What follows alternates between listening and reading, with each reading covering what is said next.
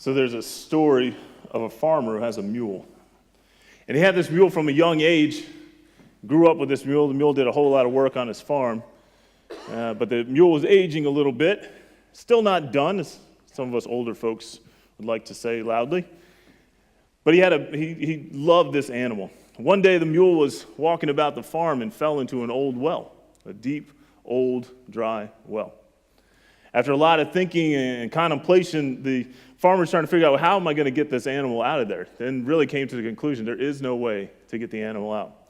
The mule is bellowing and hollering and crying in distress. And the farmer ultimately decides the best thing I can do is just bury it where it is. It's an old well. I need to take care of it anyways. So he's figured he'll take care of the mule in that fashion. So he gets loads of dirt and he starts throwing dirt down into the well right on top of the mule. When he finds out, he dumps a load of dirt down on the mule, and the mule takes that dirt, shakes it off, and stomps it down.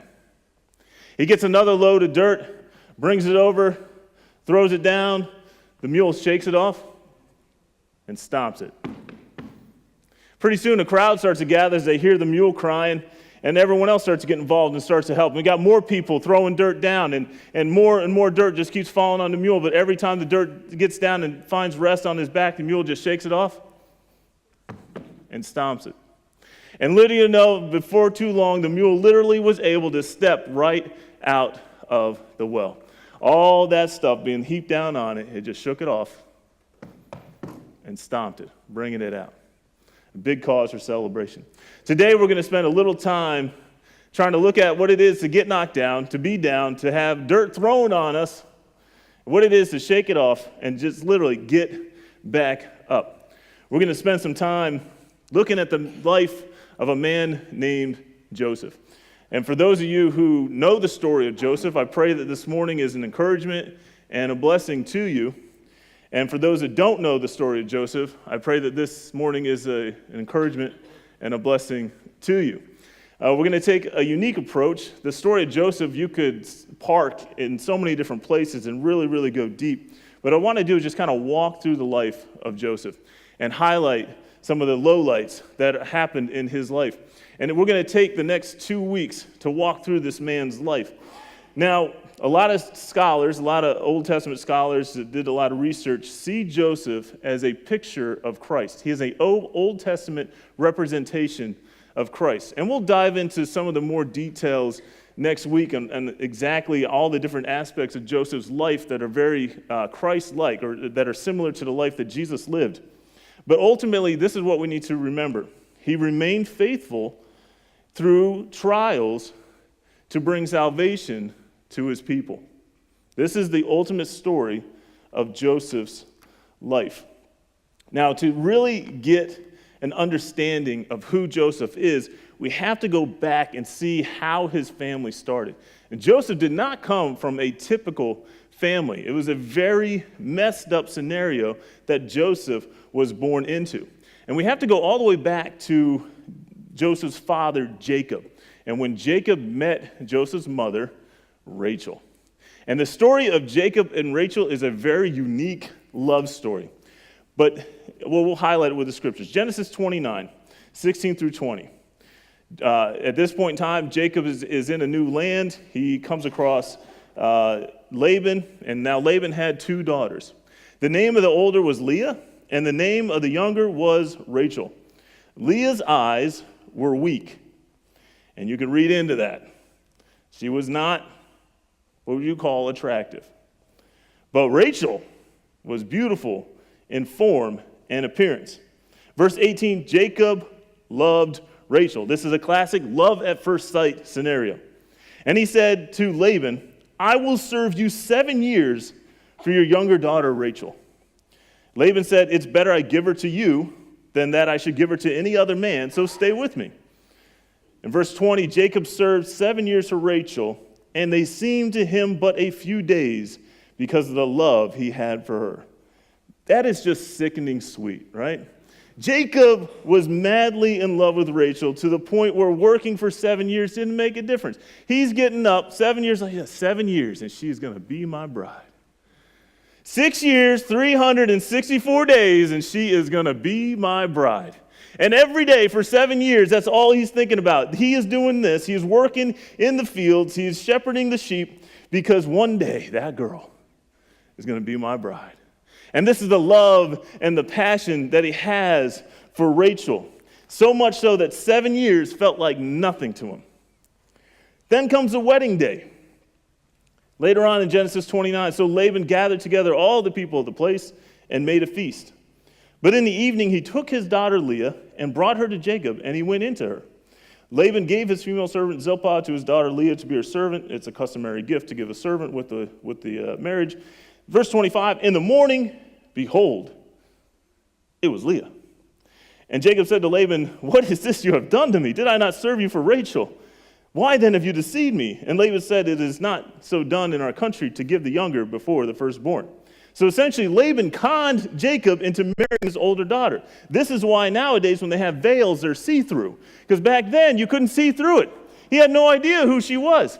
Wedding day, all covered up. Wedding night, it was dark. Next morning, whoa, you're not Rachel.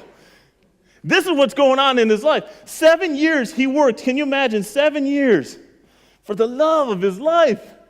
And then he wakes up and he's got her sister. Guys, just imagine for a moment if you had to marry your sister-in-law. Okay, don't think too much. This is what happened to him. So then Laban says to him, all right, I'll make a deal. Here's the deal. Complete the week of this one. They had a week-long kind of honeymoon consummation of the marriage. And they says, and we will give you the other also in return for serving me another 7 years. Jacob did so, completed her week, then Laban gave him his daughter, Rachel, to be his wife. So in 7 days, he got 2 wives. And he still had to work 7 years to work off the one that he really wanted. So 14 years he was willing to do because he loved her that much. Now, Jacob hated Leah. Genesis 29:31. When the Lord saw that Leah was hated, he opened up her womb, but Rachel was barren. So Leah was able to provide children, a lineage, for Jacob, but Rachel was unable. And back then, one of the highest things you could do is bore a son, because that meant the family line continued. That meant you had free labor out there. Like, you wanted boys. Leah actually had 4 sons before it got to a point where the Lord actually cut Leah off too. Now, Jacob is in a tough spot. I mean, he had 2 wives. 2 wives, that's a bad idea. 2 sister wives, that's a really bad idea. And then 2 sister wives that are infertile, that's priceless. That kind of stuff gets you your own section in the Bible. That's how crazy this is.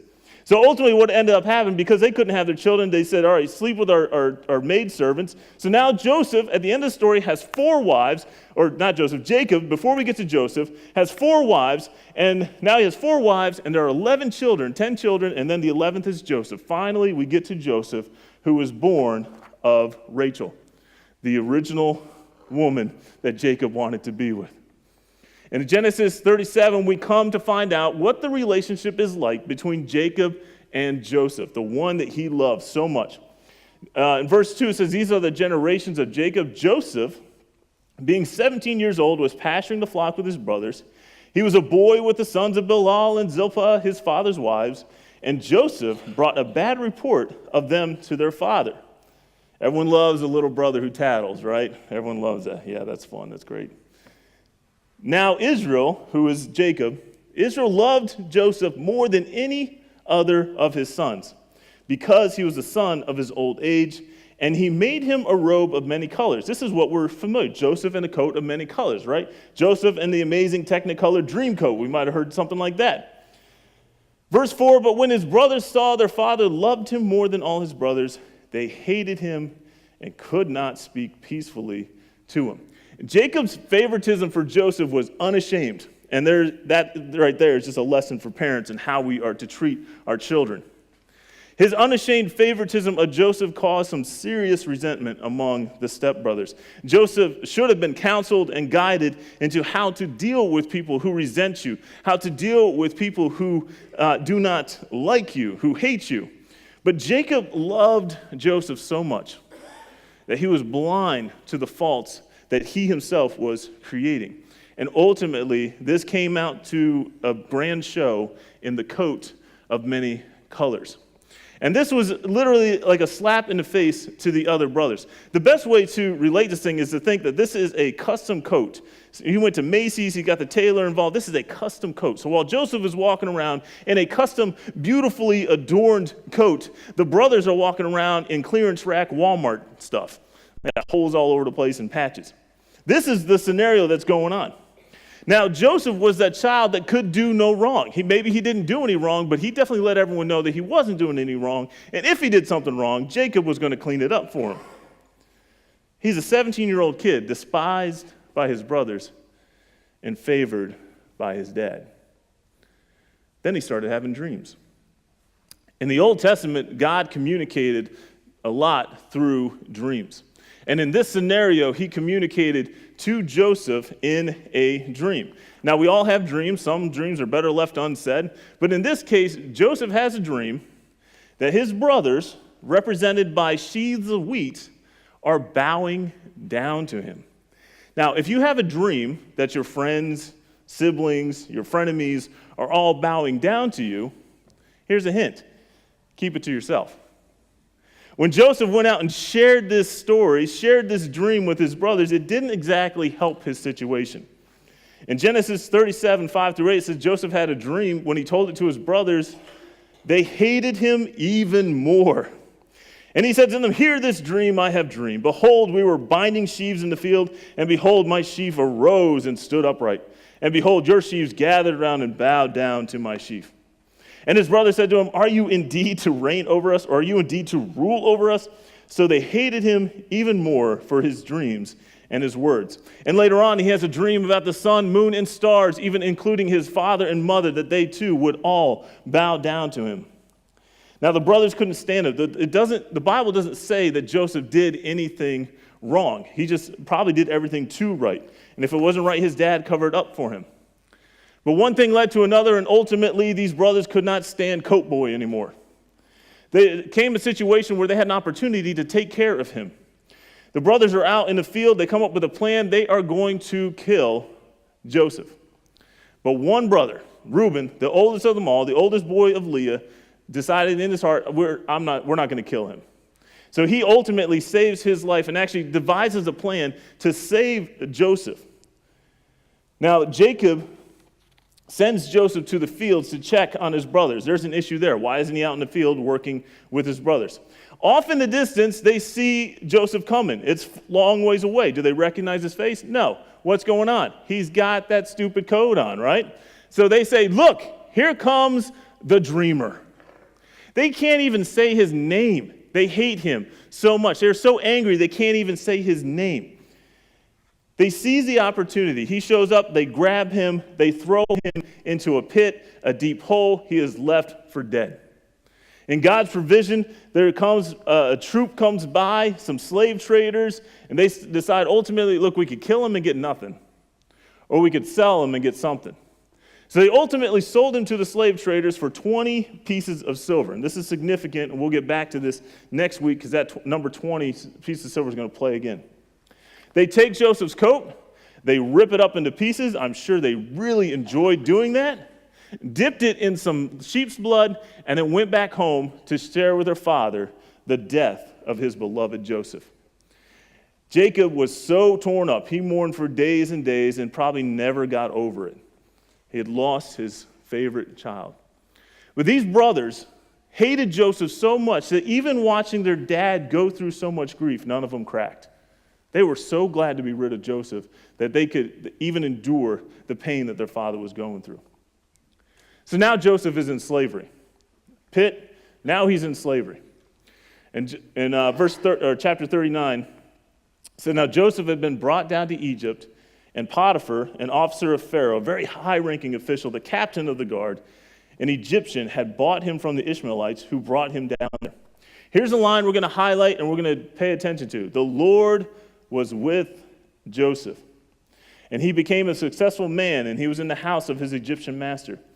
His master saw that the Lord was with him, and the Lord caused all he did to succeed in his hands.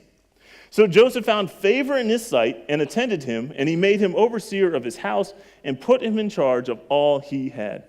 From the time he had made him overseer in his house and over all he had, the Lord blessed the Egyptian's house for Joseph's sake. The blessing of the Lord was on all that he had in house and field. So he left all he had in Joseph's charge, and because of him, he had no concern about anything but the food he ate. So Joseph went from being the favorite in the family to being torn away from his family. Now he's living in a distant land, foreign languages, foreign gods. He's subjected to the horrors of slavery, but in some way, somehow, God makes himself known to Joseph that you are not alone. Verse 2 said, the Lord was with Joseph. And this is a huge dramatic point, because back in the ancient days, in those times, the gods of the people, the gods were associated more with the lands that they were from. So, for instance, you would have the god of the Canaanites, you'd have the god of the Egyptians, the god of the Moabites, the god of the Philistines, and then there was the god of Abraham, Isaac, Jacob, Joseph, the god of the Israelites. Every god was territorial in essence. But here's Joseph in Egypt, and God is using this situation to say to Joseph, to say to us, look, I am not a God of territories. He's a God of all lands, a God of all areas, a God of the entire world. In fact, he is everywhere. Now, at this point in time, you read the story, Joseph has done nothing to demonstrate that he is deserving of God's presence or blessing. Up until now, he's an insensitive, self-absorbed dreamer. But now, at his lowest moments, in his darkest times, at the bottom looking up, with every fear, every flaw is exposed, we find out that the Lord is with him. And I think God has taken this opportunity to show his beloved human race, the ones he created in his image. He's using this opportunity to say, look, in the last place you expect me, I will be there. And he's showing something greater. I read a message, some notes from Pastor John Hampton of Journey Church in Florida, and he had this phrase, and it just has stuck with me. He said, there is no place God cannot go. There is no moment that God cannot be. And sometimes a place of greatest fear, sometimes a place of greatest hurt, sometimes a place of greatest pain becomes a place of his greatest presence. Some of us are in a pit right now. Maybe it's a relationship pit, a troubling relationship pit. Maybe it's a workplace pit. Maybe it's a trouble at school pit. Maybe it's a bad health pit. Maybe it is a literal money pit. Something in our lives are causing us despair. And they're not the way we want them. In these times, this is when we need to remember, there is no place God cannot go. There is no moment God cannot see. And sometimes in our place of greatest fear, of our greatest hurt, of our greatest pain, in those moments, God becomes in the place of his greatest presence. Potiphar recognized this godly presence and ultimately put Joseph in charge of everything he had. And we see he cared for nothing but the food that he ate. I mean, he lived a life. If all I had to worry about the food I ate, it'd be a good times. So things are going great for Joseph. But then there's some issues. So in verse 6, we start to get into some of the details. And we find at the end of verse 6, it says, now Joseph was handsome in form and appearance. Keep in mind, his mother was beautiful. He's genetically disposed to be a handsome individual. He has taken these traits from his mother. Yet in verse 7, after a time, his master's wife, Potiphar's wife, cast her eyes on Joseph and said, lie with me. Now Joseph is a well-built, handsome, smart individual. My guess is he's 6'4", has somewhat a rugged beard, and a chiseled physique. He had it all. And Potiphar's wife also wanted it all. And she made recurring advances to Joseph that he constantly had to get away from. But then comes a time where he can't just get away. And Potiphar's wife makes an advance of significant purport. They find themselves alone in a room, and she basically attacks him, grabs hold of his coat, and says, "Lie with me, sleep with me." In verse 39, his response to her is no. He says, "Look, he is not greater in this house than I am." He's talking about his master. "I cannot sin against my master." He says, "Nor has he kept back anything from me except you, because you are his wife." And here we get a picture into Joseph and his character. How then can I do this great wickedness and sin against God? She got him alone. She makes an aggressive advance towards him. She grabs his coat, and the only thing he can do is shed his coat and leave. This guy's terrible with coats. Just bad news. She screams, she cries rape, she has the evidence in her hands. The soldiers come in. Eventually, they are chasing after Joseph. And in verse 19 says, as soon as his master heard the words that his wife spoke to him, "This is the way your servant treated me," his anger was kindled. And Joseph's master took him and put him into the prison, the place where the king's prisoners were confined, and he was there in prison. Now, there's many people who believe that Potiphar was actually one of the guards who was in charge of executions. He could very easily have executed Joseph and been justified for it. But we believe, if you read enough, that Potiphar probably believed Joseph's story more than his wife's story. But like any good husband, the wife is never wrong. So into jail you go, Joseph. All right? Now, he was in a pit. He didn't put himself in a pit. He's in a prison. He didn't put himself in a prison. It's not fair. It's not fair. How could God let this happen to Joseph? Joseph did nothing wrong. In fact, Joseph was an upstanding citizen, seemingly to reflect the values and the morals and the character of God, and yet still he's in a prison. Shouldn't he be blessed? Shouldn't he be thriving? Shouldn't he be successful? Shouldn't he have his own house, his own family? Shouldn't his life be going good because he's chasing after God? What's the deal? Why is he in prison?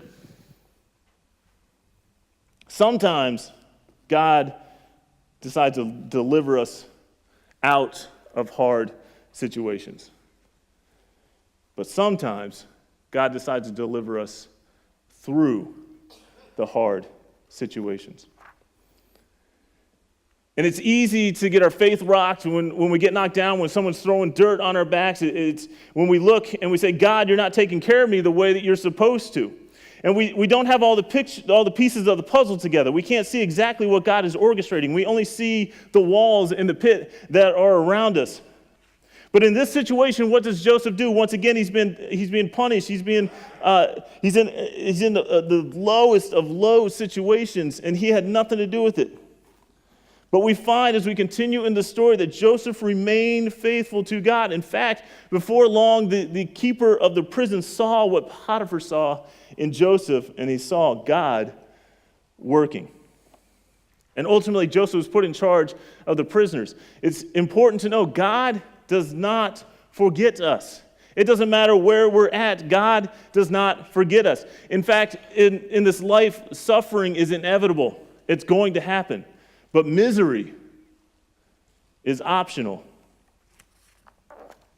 Joseph kept perspective. He knew God delivered him once. He trusted that God was going to deliver him again. And even if God didn't deliver him, Joseph was going to follow after him, was going to live the right way. Sometimes when we're in desperate situations and we want God to change and make things different, we decide we're just going to throw out his way and start taking care of things our own way. Joseph did not do that. Too often we use our moment of disappointment to justify our moment of disobedience.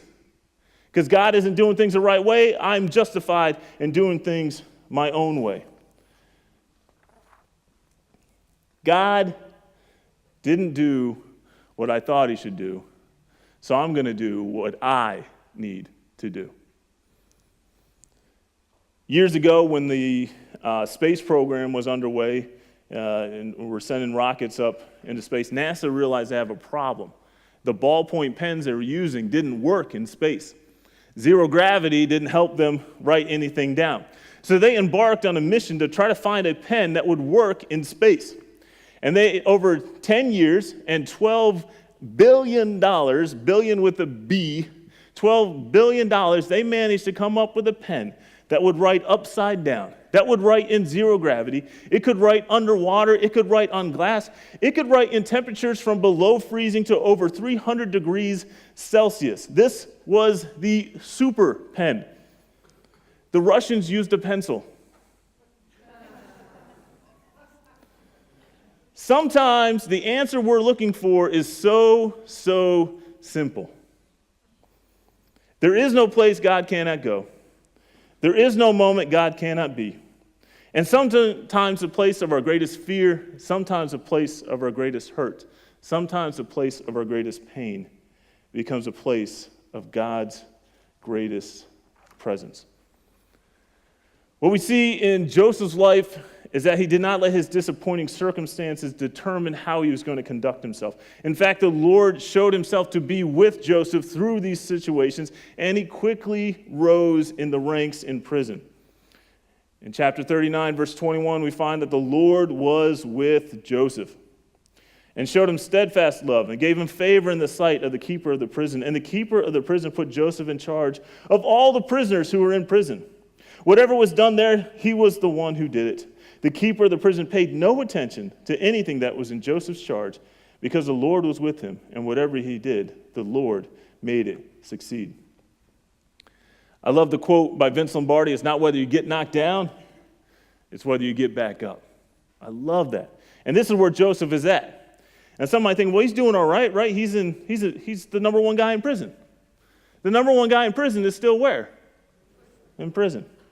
He was the number one servant, the number one slave in Potiphar's house. But the number one slave is still what? A slave. Yet he remained faithful to the Lord, and the Lord was with him. What Joseph is learning, it doesn't matter where he was. It didn't matter where he went. God was with him. God was with him in the pit. God was with him in Potiphar's house. God was with him in the prison. Was any of it his fault? No. But it didn't matter. We can assume that Joseph looked past the circumstances, looked past the things that were going on around him, and lived honorably to God's eyes. Because there is no place God cannot go. There is no moment God cannot be. And sometimes the place of our greatest fear, sometimes the place of our greatest hurt, and sometimes the place of our greatest pain is a place of God's greatest presence. Eventually, through God's providence, Joseph ends up interpreting the dream of Pharaoh and becomes second in command over all the nation. And we'll dive into that more next week and how that looks for his life and the life of his people. But one of the things that I want to really highlight before we go too much farther is that Joseph never gave up on his Hebrew heritage. A lot of times a young person thrust into a new situation would adapt, absorb, and just get entwined with the culture that is around him. But we see time and time again, Joseph did not hide away from his Hebrew origins. In fact, when he was presented to Pharaoh as a slave, we find out he was presented in verse 12 of chapter 41. A young Hebrew was there with us. He is presented as a young Hebrew. Later on, when he is speaking with Pharaoh and he has the opportunity to interpret Pharaoh's dream, Pharaoh asks him, how are you doing this? And Joseph replies, it is not in me. God will give Pharaoh a favorable answer. Joseph said, it's not me. I can't do it. God can do it. And then later on, when he has sons, he gives them Hebrew names. Before the year of the famine came, 2 sons were born to Joseph. Asenath, the daughter of Potiphar, a priest of On, bore them to him. Joseph called the name of the firstborn Manasseh, for, he said, God has made me forget all my hardship and all my father's house.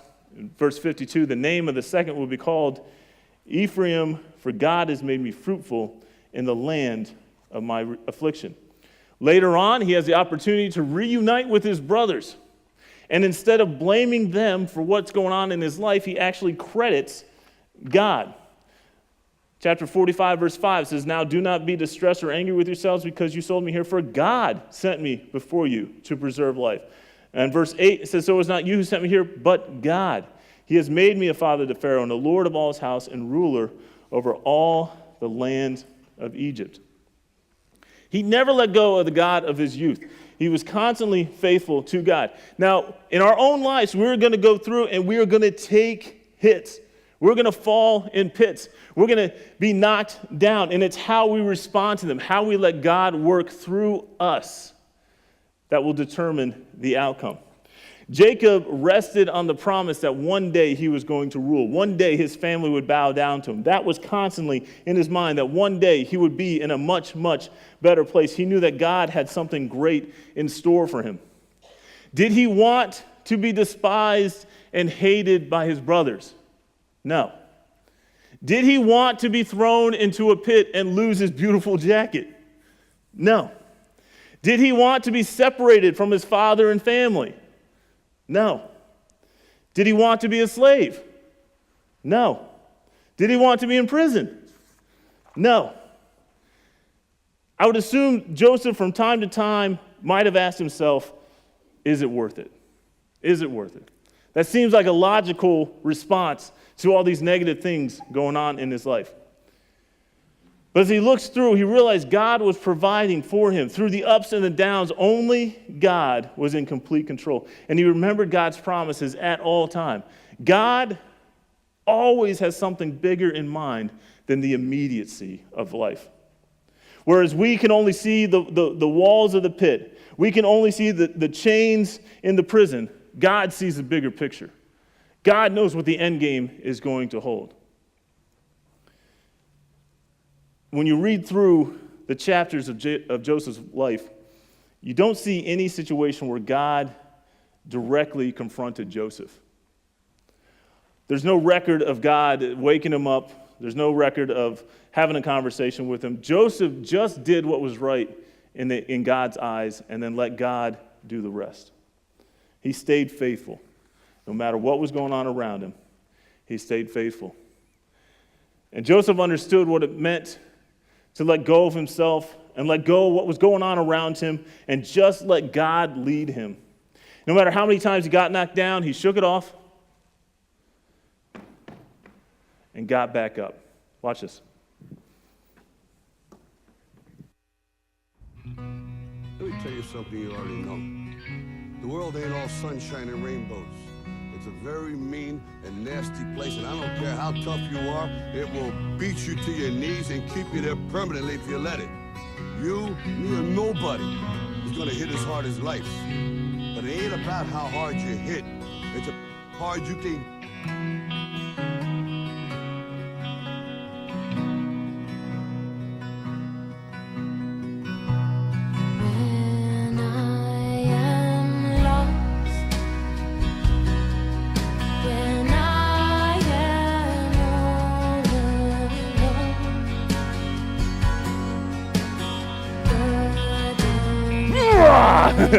Like blood boiling, we're ready to go. This is life with Christ. We're better than that. We can't give up. When we get knocked down, there is something bigger that God has in mind for us. He is not there. He's not putting dirt on you because he likes putting you down. No, sometimes he'll drag you through the mess and you're going to come out shining. You're going to come out on top. I don't know what the end game has. You don't know what the end game has, but God does. And that's what's really exciting. We can do the best of what we can with what we have right now, and resting on the point that Jesus Christ went through trials. And Jesus Christ went to the ultimate price of giving his life. He paid it all. Everything we're going through does not hold a candle to what Christ went through. We can let go. We can let God lead. 2 Timothy 1:7, one of my favorite scriptures.